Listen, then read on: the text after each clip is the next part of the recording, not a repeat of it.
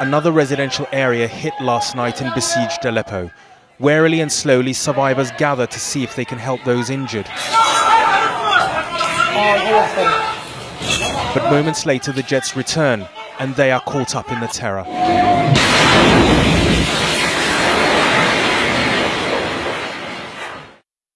Incredibly, they survived.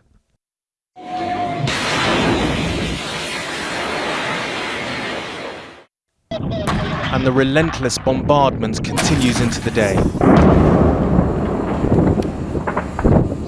The Syrian government, supported by their Russian allies, continue their bombing of the built-up areas of Aleppo.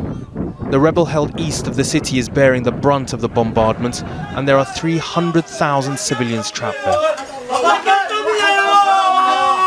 "Where is my son?" screams this man, as the few rescuers remaining in Aleppo help to dig the young boy out.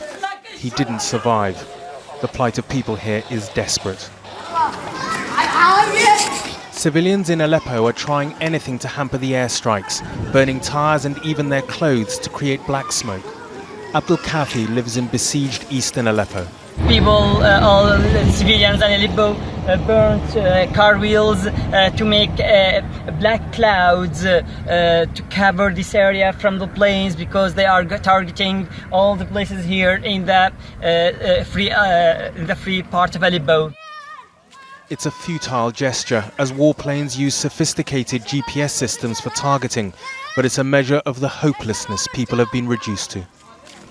They want to do anything to protect themselves from the warplanes of Assad regime, from the targets of Assad regime. Syrian rebel groups, including some who until recently were allied with Al-Qaeda, have begun a ferocious offensive to try to break through government lines encircling eastern Aleppo. And they have heavy weaponry too, which they seem to use without much concern for civilian casualties.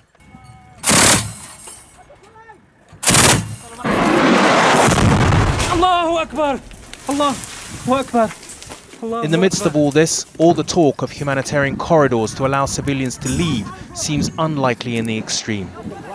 The Syrian government released this footage, which they argue shows people being allowed to leave, but the UN has described it as being wholly inadequate, calling for greater access to relieve a city in such suffering.